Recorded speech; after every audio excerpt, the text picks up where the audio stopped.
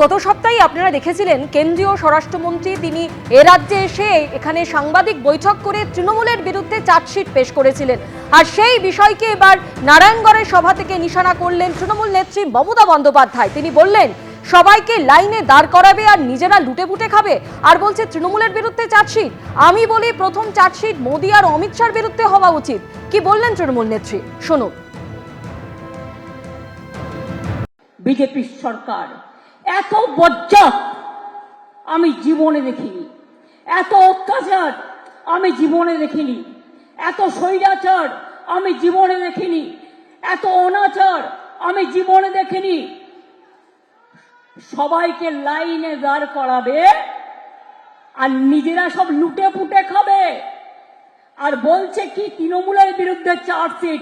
আমি বলি প্রথম চার্জশিট মোদী আর অমিত শাহর বিরুদ্ধে হওয়া উচিত, যারা দাঙ্গা লাগিয়ে দাঙ্গা করে ক্ষমতা এসছে।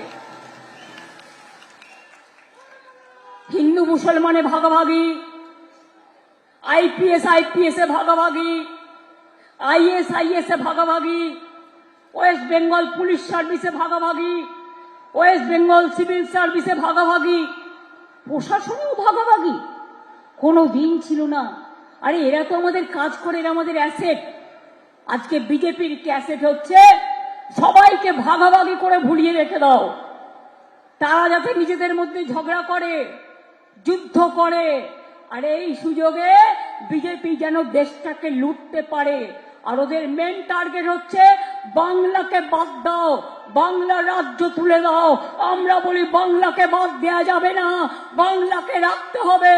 বাংলা আমাদের গর্ব, বাংলা আমাদের স্বাধীনতা, বাংলা আমাদের নবজাগরণ। ভোটের দিনক্ষণ ঘোষণার পরই আমরা দেখেছিলাম মুখ্য সচিব, স্বরাষ্ট্র সচিব থেকে একাধিক রদবদল, অর্থাৎ পুলিশ প্রশাসনে একাধিক রদবদলের পর এবার ডেপুটি সিইও সুব্রত পালকে সরিয়ে দেওয়া হলো। ডেপুটি সিইও অর্থাৎ ডেপুটি মুখ্য নির্বাচনী আধিকারিকই বদল করে দিল নির্বাচন কমিশন। সুব্রত পালের জায়গায় নতুন ডেপুটি সিইও হলেন রাহুল নাথ। আমরা আরো বিস্তারিত জানবো, সরাসরি আমাদের প্রতিনিধি রুমা পাল এই মুহূর্তে আমাদের সঙ্গে রয়েছেন। রুমা,